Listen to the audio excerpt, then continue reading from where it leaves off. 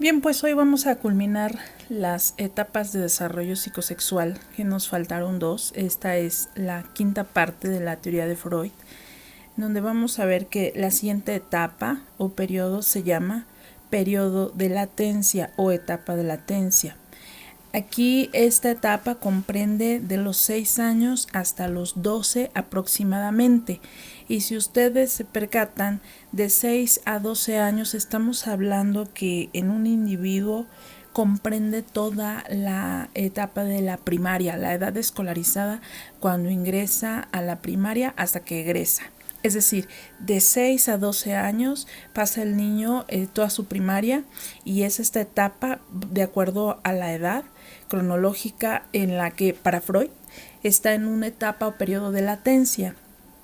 Y esta etapa o periodo de latencia, si nosotros observamos un recreo de primaria, cualquier primaria, podemos ver claras diferencias en cuanto a la convivencia, es decir, vemos muy marcada la separación de niñas con niños y esto se da y se le conoce el llamado Club de Toby, donde vemos que los niños están únicamente en relación y comunicación con las niñas y están muy separados, y esto tampoco es una regla, pero en la mayoría de los casos así sucede. Hoy las cosas y el contexto ha cambiado tanto que ya los vemos más mezclados. Sin embargo, entre más pequeños, entre menores el grado de el nivel académico de primaria, primero, segundo, tercero, vemos más marcada esta diferencia. ¿Sí? Vemos niños separados de niñas.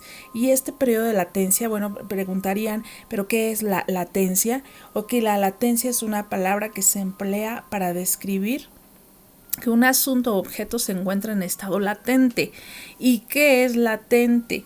Este es un adjetivo que describe que algo se encuentra oculto, que no está a la vista o que en apariencia, ¿sí? No está activo, está inactivo. Latente es decir que está presente, está ahí, pero no está a la vista. La sexualidad en este sentido, para Freud, para esta etapa, se refiere a que si la hay, ya pasó por una etapa edípica o fálica, en donde, como vimos, es un proceso complejo y lo que ahí se resolvió o lo que ahí quedó atorado, en esta etapa empieza o está en una aparente periodo de calma o receso. Para Freud incluso dice, más bien no es una etapa, es una época tranquila en el que este desarrollo sexual o psicosexual se encuentra en calma, en receso. ¿Por qué? Porque aquí el chico, la niña, se encuentra en un interés mayor para otras actividades como lo son deportes, actividades culturales, música, y entonces tenemos que el niño en realidad no tiene tanto interés y por eso vemos marcadas diferencias en cuanto a estar conviviendo con niños de su propio género, y vemos que sí, la etapa anterior se superó favorable o efectivamente, entonces el niño va a encontrar con su propio género una identificación. Por eso vemos niños con niños y niñas con niñas, cuanto más pequeño es el grado, porque ellos acaban de pasar por una etapa en la cual ya vieron que tienen que identificarse con su propio género, y básicamente estábamos hablando la última ocasión sobre la ansiedad de castración o el temor de castración, y vemos que entonces el niño se va a identificar con los niños que tengan pene y no con niños que pues para él no tengan o tengan, y entonces ahí vemos que esta marcada diferencia se va a dar porque es un periodo en el que el niño no tiene un interés. Para Freud, y lo cual aquí es muy cuestionable y es una de las críticas actuales o contemporáneas que se le hacen, en donde no puede ser que de 6 a 12 años el niño no tenga un pensamiento o un desarrollo sexual más allá de, porque para Freud dice, ya lo tuvieron, eso ya se conformó. Sin embargo, pues el contexto actual vemos que esta parte de la teoría es cuestionable, porque aquí no se cumple, puesto que hoy día el nivel o la edad, en la que un niño tiene intereses sexuales se van a dar desde antes de los 12 años. Entonces, en esta etapa o periodo que va de 6 a 12 años para esta teoría, para Freud, es una etapa o periodo de latencia donde sí hay sexualidad, sí está latente, está inmerso, pero está en un receso o un descanso. Y entonces eso nos hace llevar a ir a la siguiente etapa, que esta es la etapa genital. La etapa genital va a comprender del inicio de la pubertad, que va preciso de los 12 años en adelante. Se me olvidó comentar que entonces en la etapa anterior no hay crisis, la característica pues finalmente es que están en otras actividades, que no hay tampoco fuente de placer, porque reitero, porque está en aparente calma o receso su desarrollo psicosexual. Sin embargo, cuando entran en la etapa genital, reitero que va de los 12 años en adelante, y cuando digo en adelante es porque cada experiencia de cada personita en su situación y contexto va a ser muy particular y muy diferente, y eso va a determinar la edad en la que ingresen a esta etapa, pero abarca en lo que es el inicio de la pubertad, que vamos de los 12 años en adelante. ¿Por qué? Porque aquí hay un aumento, dice, de las energías sexuales, y este aumento de la libido va a estar también muy de la mano y explicado científicamente por esta manifestación de la producción hormonal que se va a dar y de todos los cambios y desarrollo físico que va a tener ese jovencito, porque de la mano va que este desarrollo hormonal esté con esta etapa genital, pero también algo bien importante, y para Freud dice, todos los conflictos sin resolver en los años anteriores aquí se van a quedar muy marcados y van a determinar mucho la sexualidad del joven, ya sea para que rectifique o para que quede atorado o inmerso en la etapa, es decir, para que sea y determine bien su heterosexualidad o su homosexualidad incluso. Entonces esta etapa genital va a conllevar que todos los conflictos anteriores en cualquiera de las etapas, si se quedaron mal o no superadas efectivamente, pues aquí van a tener un problema. Y para Freud, este acceso es la razón por la que la adolescencia llega a ser un periodo tan difícil. ¿Por qué? Reiteraba yo, porque es una etapa en la cual están inmersas las emociones, pero también las hormonas, y por su parte las confusiones. En lo que es la etapa de las etapas del desarrollo humano, una de ellas es la búsqueda de identidad, así se llama, y es búsqueda de identidad e identidad sexual. El joven está y se encuentra en confusión en algún momento de su pubertad, porque cree que estar tan bien con gente de su mismo género, aquí sí le genera un conflicto, a diferencia de un niño de primaria. Decíamos en el club de Toby, las niñas con las niñas, los niños con los niños, y no hay ningún problema. Pero cuando esto se llega hasta la pubertad, al niño ya le empieza a crear confusión y autocuestionarse, o a la niña, ¿por qué está sintiendo también estar conviviendo con personas de su mismo género? Es decir, dado que está en la búsqueda de identidad sexual, le generan dudas el saber o pensarse que tal vez puede ser homosexual. Y esta es otra de las partes que, hablando psíquicamente, pues es muy complejo para el ser humano, porque está entonces una serie de factores como lo son las emociones, la identidad sexual, las hormonas y todas las etapas anteriores no resueltas efectivamente. Aquí van a determinar mucho, en demasía, lo que este jovencito a un paso de la adultez va a hacer en su etapa secundaria de la adultez. Entonces aquí es una etapa también compleja, pero porque lo que no se resolvió bien, pues entonces tiene y le va a impactar en este momento, de aquí en adelante. Ahora bien, entra aquí también, y lo comentamos en la etapa oral, y en la fálica, donde viene la autoexploración.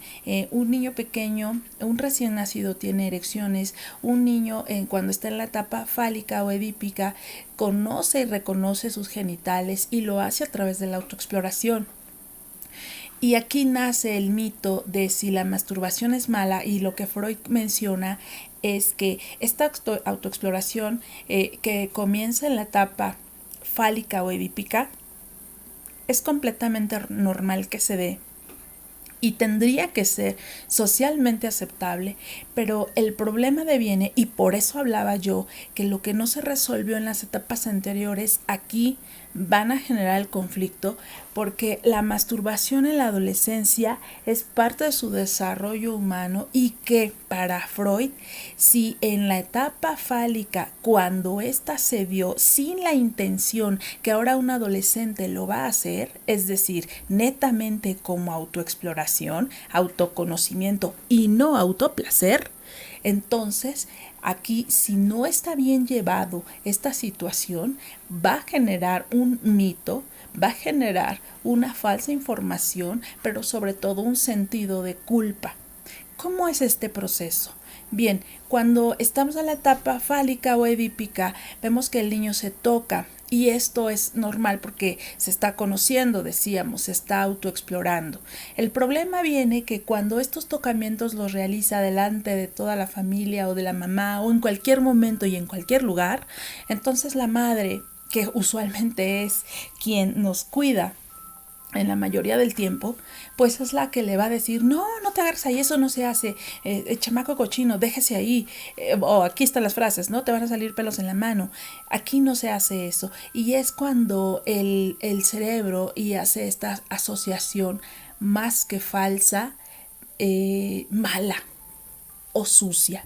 Esta conducta, entonces, no seas cochino, aquí no te debes de tocar porque eso es malo y te van a salir pelos en el cerebro. Empieza a generar una asociación en donde el tocarse implica que no, al niño no le dicen sí, hazlo, te debes conocer, te debes tocar y reconocer. No, eso no se hace, no seas cochino, eso es malo. Y entonces el cerebro genera una asociación en la cual hacer esto implica algo malo, algo sucio, y lejos de verlo o tomarlo y trabajarlo como algo bueno, porque se está conociendo e incluso tendría que ser, porque hablando en cuanto a salud e incluso higiene, es bueno por eso. ¿Por qué? Porque entonces tú sabes, y si te conoces en tus partes y conoces y reconoces lo que tienes, cómo tienes, pues entonces cuando vas a una consulta médica eres perfectamente capaz de decir si tienes algún cambio o qué te está pasando, o versus si esta parte en cuanto a salud y decir, hoy siento raro aquí, esto no lo tenía antes, puedo detectar e incluso diagnosticar.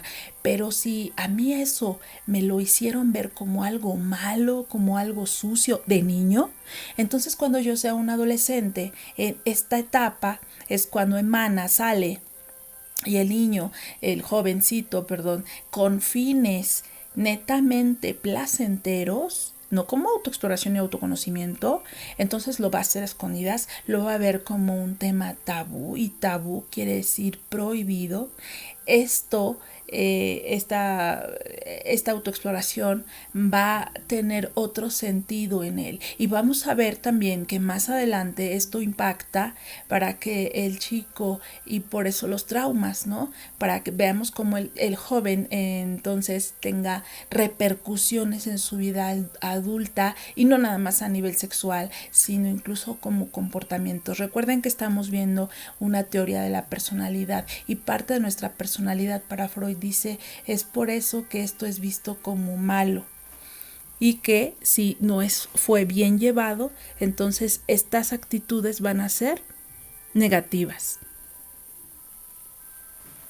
Freud formula esta llamada teoría de la seducción, donde él dice que reiteradas experiencias con sus pacientes llevaron a proponer esta teoría, en la cual él concluye que los recuerdos reprimidos revelaban casi siempre que el niño había sido seducido o vejado sexualmente por uno de sus progenitores u otro adulto. ¿Qué quiere decir esto? Freud concluye, todas las personas, todos fuimos en algún momento de nuestra vida seducidos, acosados o tal vez hasta violados sexualmente, y esto es muy descabellado porque hace una generalización y nuevamente comete el error de decir hago generalizaciones a partir de casos particulares, como al inicio lo comenté en el caso de la cocaína. Entonces esta es otra de las críticas que le hacen y le dicen Freud, no a todos nos violaron o no a todos nos manosearon o seducieron, y mucho menos nuestros progenitores u otro adulto. Pero aquí haría yo un paréntesis y cuestionaría que, y en algún momento también lo comenté, que las vejaciones, los acosos o las seducciones sexuales hacia los niños primeramente están dadas por un familiar antes que por un desconocido. Entonces pudiera ser que no está tan errado en esta primer conclusión. Y la segunda conclusión es que este suceso traumático de la infancia opera como un recuerdo reprimido que se va a convertir en una idea patógena. Esta es la premisa, una de las premisas principales para que nosotros sepamos y nos quedamos ahí anteriormente en la etapa, porque es otro factor de los asesinos seriales, en los cuales ellos en su mayoría, en el estudio que se les hace en la infancia, tienen un problema sexual. En el caso de cualquiera de las etapas en las que se hayan quedado, ellos tienen sucesos traumáticos de su infancia. Entonces vemos cómo es bien importante esta teoría, y decía, ¿quieres saber por qué eres así de adulto? Revisa tu infancia, no por cómo fuiste, sino por cómo te trataron, cómo te educaron y cómo fue dada tu sexualidad. Y resulta que todos estos tienen un antecedente de haber tenido una situación de sexualidad en su infancia traumática, non grata o mal llevada. Y esto va a convertir en una idea patógena, y todos los asesinos seriales en su mayoría, antes de matar, tienen alguna fijación sexual, alguna patología o que vamos a ver más adelante, un fetiche o alguna situación de, decía yo, enfermedad sexual. Y que estuvo determinado por su infancia. Y dice esta idea patógena va a ser capaz de causar síntomas histéricos después de la pubertad. Todo esto que no se resolvió efectivamente a partir de la pubertad, o para Freud, en cualquier otro momento de la etapa adulta del ser humano. Y no importa en qué momento de su etapa adulta, pues en la primera, cuando ya es un adulto recién, en la segunda o a finales, en la senectud, no importa en qué momento, dice Freud, esto va a salir. Y esa es la importancia. Esta etapa surge entonces, esta etapa genital, cuando los órganos genitales han madurado, y decía que los individuos maduros buscan satisfacer sus impulsos sexuales, sí, sobre todo porque su libido está muy presente, y lo van a hacer a través de la actividad genital con miembros del sexo opuesto, es decir, desde un beso, desde tocamientos, desde un beso muy erótico hasta la culminación de una relación sexual. Es cuando entonces vienen los primeros encuentros sexuales, porque el joven tiene encuentros sexuales con diversas parejas o a tan temprana edad, preciso, porque en esta etapa ya los órganos genitales han madurado, pero porque todo lo anterior si quedó inconcluso o mal llevado. Entonces aquí sí, dado que hay una mayor libertad, y hoy día entenderíamos libertinaje, entonces el joven tiene la capacidad de decidir y de crear esto y dejarse llevar por esta parte, porque se atreven a tener relaciones sexuales tan jóvenes, con tantas parejas o sin protección. Esa pregunta la vamos a contestar más adelante con la continuación de su teoría. Y bueno, en esta etapa se ponen de manifiesto las ideas latentes, presentes ahí, sobre el sexo, y este se va a traducir en símbolos. Estos símbolos van a quedar manifiestos también en los sueños. Recuerden que para Freud hay dos formas de llegar a la personalidad de un sujeto, va a ser a través de los sueños y a través del inconsciente. Y entonces en los sueños, Freud es otra de las críticas que se le hacen. Dice que en los sueños todo el objeto del contenido que manifiesta sobre la sexualidad va a sugerir una penetración. Es decir, si yo sueño espadas, pistolas, paraguas, serpientes, todo lo que tenga un modelo fálico puede simbolizar un pene, y aquellos objetos que sugieren recipientes como cajas, carteras, cuevas, etcétera, pueden simbolizar la vagina. Y esa está la crítica que se le hace a Freud, y por eso Freud dice todo el tiempo estamos pensando en sexo, incluso en nuestros sueños. Cuando estoy soñando con algo puntiagudo o con una forma fálica, quiere decir que en mí líbido está latente, mi energía sexual está presente. Ahora bien, hablaba yo hace rato de los fetiches. El fetiche, que es fetichismo, viene del latín factitius, que significa artificial, magia, manía, y que, bueno, tiene realmente un significado que es, es una parafilia que consiste en la excitación erótica o la facilitación y el logro del orgasmo a través de un objeto. Entendido fetiche. Fetiche es cualquier cosa o cualquier objeto que yo necesito para llegar al orgasmo, a lo máximo. En la curva del placer hay una parte donde se llega a lo más alto, que es el orgasmo, y después está baja, pero para yo llegar ahí, para algunas personas que no superaron bien estas etapas, necesitan de un objeto o alguna práctica específica para lograrlo. Y es ahí cuando hablamos de una parafilia. Entonces, puede ser una prenda de vestir, una parte del cuerpo en particular, y esta va a estar determinada por las etapas anteriores. Quiere decir, si a lo mejor mi mamá me golpeaba o me castigaba con su tacón, seguramente ese niño de adulto va a tener un fetiche con los tacones. ¿Por qué? Porque va a asociar que, y vean lo complicado de la teoría y de la explicación de esta etapa de desarrollo psicosexual. Seguramente ese adulto que necesita hoy un tacón para alcanzar al máximo de la excitación, a lo mejor se masturba, o solo alcanza a tener relaciones solo si la mujer está con tacones, o necesita que no tenga nada más que tacones puestos. Bien, porque quedó atorado, atrapado o mal llevada esa etapa. Y ese es un ejemplo. No estoy diciendo que por eso a la gente, a las personas o a algunos fetichistas son los tacones. Es decir, depende su historia de vida. No podría yo explicarlo porque depende la historia de vida en particular de cada sujeto. Por eso para algunos pudiera ser una prenda, pudiera ser una parte del cuerpo, pudiera ser una práctica específica. Y hay diferentes fetiches, reitero, parte del cuerpo, características, prendas o complementos, objetos.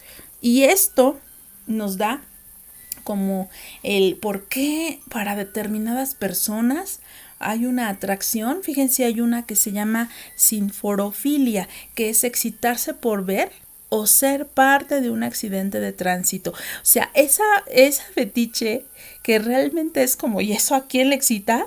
Seguramente a un tipo que en su infancia 3 puntos suspensivos. Tendríamos que ver su historia de vida. Autonepiofilia, excitación sexual hacia los pañales.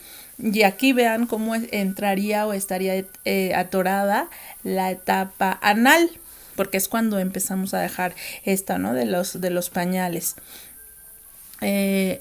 Agalmatofilia, sentirse sexualmente atraído por las estatuas.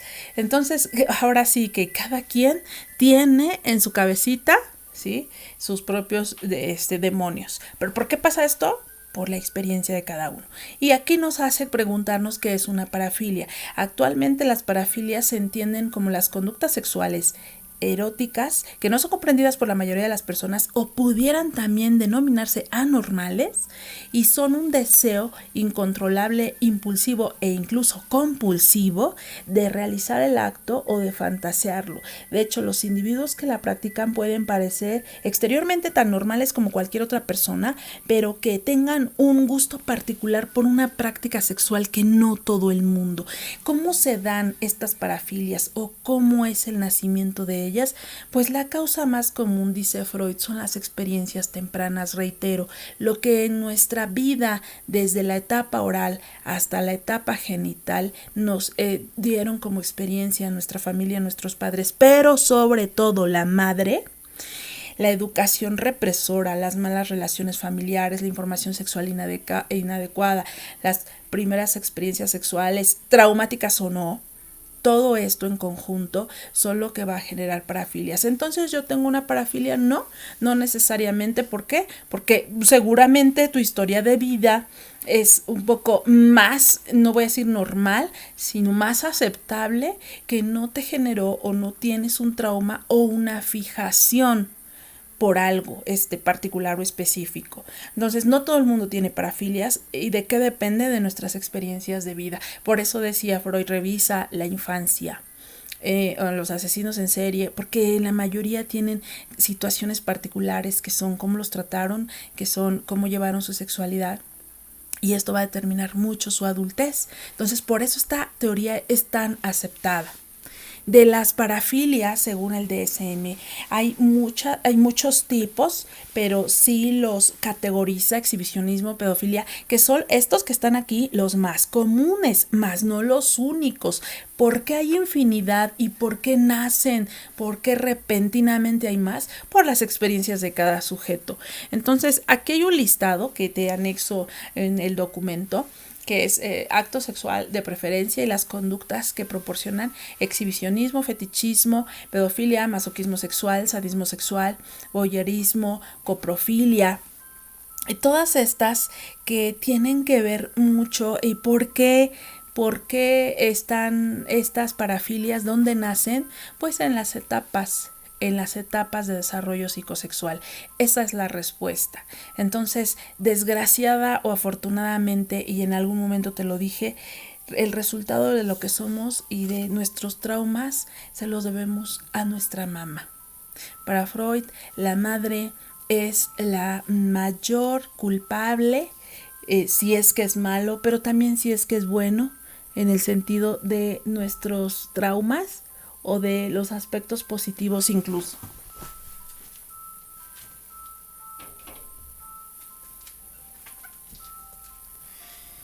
Y esto es importante porque hay una frase que dice: educamos desde nuestras emociones. Si yo estoy bien, si yo no estoy bien, no educo bien. Si yo estoy bien, educo bien. Si yo estoy cansado, frustrado, enfadado, así voy a educar. Y esa es una parte bien importante y que a lo mejor habría que decirle a nuestras mamás, que sean cuidadosas, porque eso que estamos transmitiendo no sabemos que va a impactar lo suficiente para la vida adulta de ese niño. Y aquí 5 traumas infantiles que surgen gracias a los padres. 1. La incapacidad de relajarse. Si en la infancia nos dicen: no es hora de descansar, sé más serio, en la vida adulta un sujeto va a pensar: no, todavía no merezco vacaciones. Cuando en la infancia nos dicen: yo sacrifico todo por ti, mira todo lo que doy, pues va a generar un adulto con sentimiento de culpa. Si no existiera, no habría problemas. Es un sujeto traumado. En la infancia, si nos suprimen las emociones: no llores, ya no eres un niño, en la vida adulta es una persona que va a reprimir sus emociones y siente que debe controlar sus emociones. Y esto se da mucho en los hombres. Y cuando hablo hombres, hablo de género, porque el hombre es más difícil de expresar sus emociones preciso, porque es su madre, en la mayoría de los casos, o quien cuide de él, quien le dice que no debe llorar porque es niño. Entonces, esto que de niño me dicen, de grande impacta tanto que tengo adultos traumados. Una inseguridad de sí mismo. Si en la infancia te dicen: no lo toques, otra vez lo vas a hacer mal, entonces en la vida adulta será personas inseguras, y si no me sale bien, todos se van a burlar de mí. Una persona que todo el tiempo se está autocuestionando. Una autoestima baja se va a dar si el niño le dice, no te creas tan inteligente, o estás muy mal, o no eres tan listo como pensé. En la vida adulta, entonces, esta persona va a ser una persona que se va a reprimir en cuanto no solo a expresar sus emociones, sino también sus ideas. Mejor me voy a quedar callado para no decir tonterías, o para que la gente no se burle de mí. Y entonces decimos, ¿por qué este adulto es así? Por lo que le hicieron en su infancia. Yo inicié esta teoría diciendo, no eres responsable de la programación recibida en tu infancia. Sin embargo, como un adulto, eres 100% responsable de arreglarlo, porque para Freud dice, mucho de lo que somos de adulto fue por la infancia y de eso no tenemos culpa. Pero aquí está esta imagen, lo que dice, ciertamente no tenemos culpa y no tendríamos por qué estar culpando, pero más bien, ¿qué hago hoy para remediar eso? Y entonces, dado esta situación, tenemos dos caminos. Hay dos tipos de dolor. Uno es el que te lastima y el otro el que te cambia. ¿Esto qué quiere decir? Dice Freud, nuestros complejos son la fuente de nuestra debilidad, pero con frecuencia son también fuente de nuestra fuerza. Es decir, vamos a tomar uno de dos caminos. Y en mi infancia, en cualquiera de las etapas en las que fui educado o llevado, no fueron efectivas, tengo de dos. O salgo avante o lo tomo como una debilidad y soy una persona insegura. Entonces, estos complejos pueden ayudarme a sobrellevar las situaciones negativas o en mi vida adulta pueden tumbarme, o puede ser que eso preciso tome la fuerza para decir, no, a mí en mi casa me golpeaban horrible porque no avisaba cuando tenía que hacer del baño, yo no voy a educar así a mis hijos. Entonces puedo tomar lo malo de ejemplo para no repetirlo, o puedo caer en el clásico patrón de, pues mi padre tomaba, yo tomo, mis hijos van a tomar. Entonces es a lo que se refiere. Y culmina Freud con esta frase, de tus vulnerabilidades saldrán tus fortalezas. Y eso es importante porque esto es lo que los asesinos en serie no hacen. Dado que no pueden superar esto, entonces se la pasan repitiendo lo que su inconsciente quisiera, que es matar a su madre o matar al que le generó los traumas, que en la mayoría de los casos, tristemente, es nuestra mamá. Bien, hasta aquí culmino las etapas de desarrollo psicosexual, más no la teoría.